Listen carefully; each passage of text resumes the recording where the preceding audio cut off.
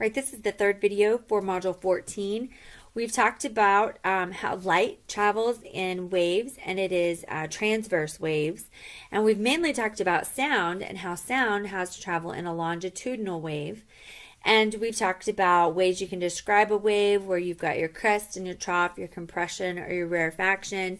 You've got wavelength, amplitude, speed, and velocity, speed and frequency. So we talked about how the speed of sound in air is determined by the temperature of the air. So how does that compare to the speed of sound in other substances? So as long as a substance can oscillate, then the sound waves can travel through it. And we would think that traveling through gas would be the easiest because that's what we hear the best. We think we do anyway. That actually sound travels the fastest in a solid and the slowest in a gas. So if you're sitting at the end of your kitchen table and your mom drops a straight pen or a paper clip at the end of the table, you might hear the little click of it hitting the table. But if you were to lay your head down on the table and your ear was up against the wood of the table and your mom was to drop that same paper clip, you would hear it much louder because sound travels better in a solid than it does through a gas. Because the molecules, the little atoms inside there are closer together and they're able to oscillate and transfer that wave better than in air. Now, if an object is traveling faster than the speed of sound would normally be for that medium, we would say it's supersonic.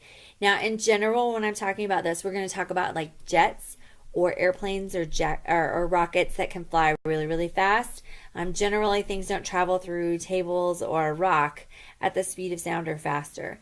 So if it is traveling faster than the speed of sound, we would call that supersonic. Now, if a jet is flying supersonic, we would be describing its speed in Mach. You've probably heard of going Mach 2 or Mach 3.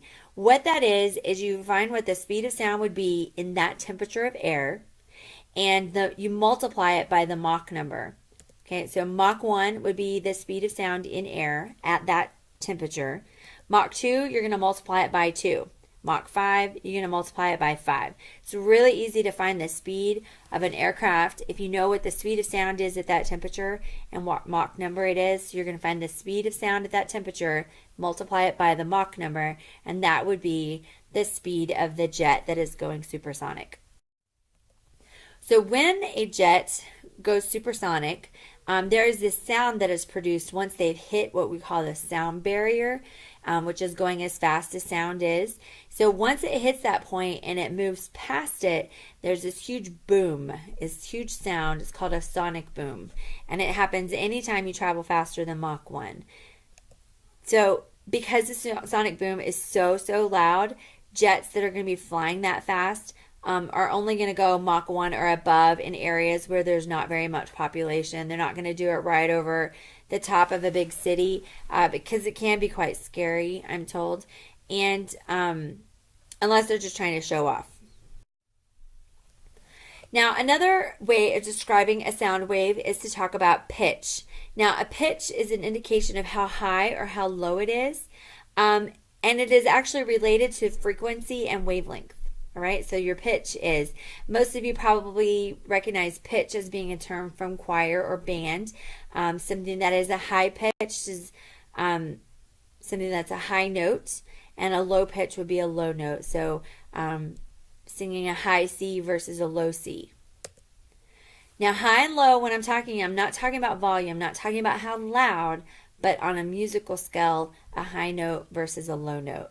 So think of an opera singer or a piccolo playing really high pitches, and a tuba or a bass singer singing really low pitches. Now, how they are related to your wavelength and frequency is that things that have a long wavelength also have a low frequency. We've discussed that already, but those also have a low pitch. Long wavelengths and low frequencies are related to low pitch. So the longer the wavelength and the lower the frequency, it's going to be low pitch. So short wavelengths have a high frequency and a high pitch. So I want you to think about the musical instruments that you know of. I want you to think about a piccolo versus a trombone, right? So the piccolo has a high pitch, I want you to think about where the air has to travel through the little piccolo. A piccolo, for those of you who may not know, is smaller. It's a little shorter flute. So you've got your normal flute and then you got a really short one. That's going to be a piccolo. So it's got a very short amount of space for the air to flow through, causing it to have a high pitch because it's got a short wavelength. While your trombone makes this deep, mellow sound because the sound is traveling a long way through the tubes. In fact, if you're looking at a tenor trombone versus a bass trombone, your bass trombone's got even more tubing than your tenor trombone does.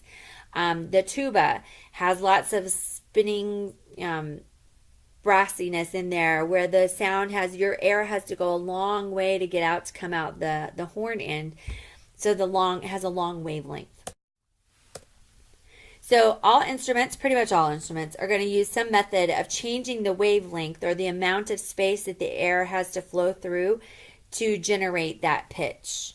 Okay, including guitars and like violins. If you look at a guitar, your deeper notes, your lower notes are going to have a big fat wire versus a little skinny wire on your guitar or your violin or your cello. And that's also how it works in a piano as well. It's the thinness and thickness of the wires. So instruments that you blow into, the pitch is created because of how far the air has to travel, like in a piccolo versus a tuba. And like I said, instruments with a string that are plucked, it's the length of the string and the width of the string that changes the vibration. So our human ears, there are sensitive to frequencies within a certain range.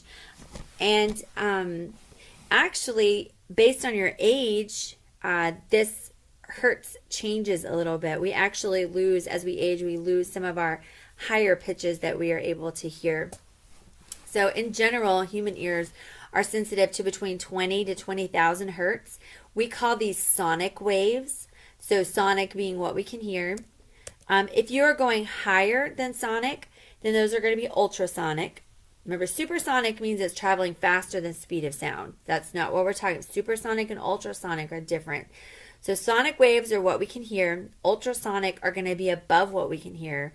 Like, say, a dog whistle, the little whistles that you can blow. Human ears can't hear them, but dogs can hear them. That would be a high frequency that's above what we can hear. Doesn't mean the sound's not out there, just we can't register it in our brains. Those are going to be ultrasonic. So cats and cats and bats can hear some ultrasonic frequencies. And then there are low frequencies, which are going to be lower than 20 hertz. We would call those infrasonic. So ultra being higher and infra being a prefix that usually means lower. So whales and elephants can usually hear infrasonic frequencies that we can't hear, right? So sonic is what we hear. Ultrasonic is above what we can hear. Higher frequency, lower frequency is infrasonic. There is a quiz today. Go ahead and click on the link and take the quiz, and I'll see you in class.